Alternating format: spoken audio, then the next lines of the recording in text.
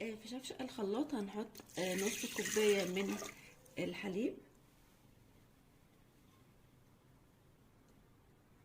عليهم كوباية صغيرة من الزبادي،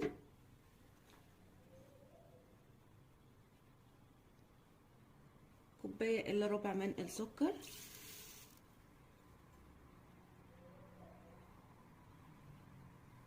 تلت كوباية من جوز الهند،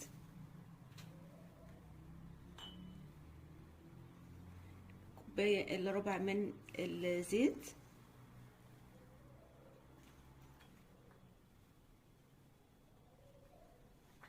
ثلاث حبات من البيض، وطبعا كل المكونات دي بدرجة حرارة المطبخ، رشة من الملح،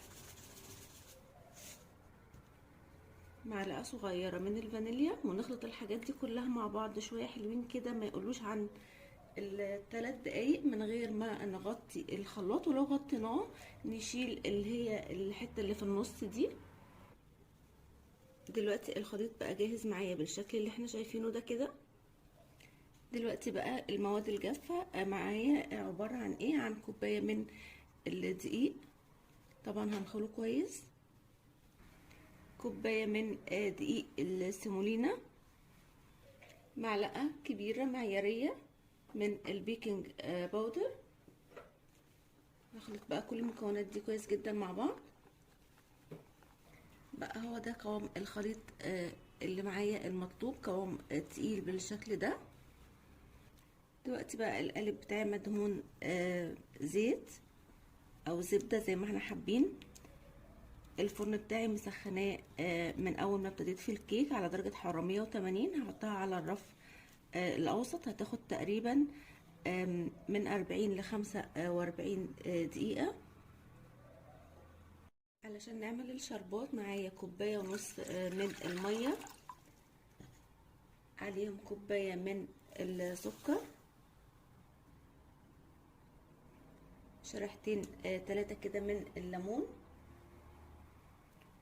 واخر حاجة عصرة نص ليمونة، وهسيبها تغلي على النار لمدة 10 دقايق، وبعد كده احط لها رشة من الفانيليا. وبكده الشربات بتاعنا بقى جاهز بالقوام اللي احنا شايفينه ده، ولا هو خفيف ولا هو تقيل، بيكون وسط. اخر حاجة بقى نقطتين كده من الفانيليا، وافضيها في حاجة تبرد. دلوقتي بقى نسيب الشربات بتاعنا على جنب يبرد زي ما قلنا. دلوقتي الرواني طلعت من الفرن بالشكل الجميل اللي احنا شايفينه ده، هي سخنة والشربات بارد. هسقيها بالشكل ده كده، رشه بقى كده عليها من فوق جوز هند. طبعا هي اساس الوصفه بتاعه الرواني هو جوز الهند بالشكل ده كده. وهسيبها بقى على جنب تهدى، بس لازم نعمل الخطوه دي وهي سخنه، واحط جوز الهند بعد ما احط الشربات على طول علشان يلزق على الوش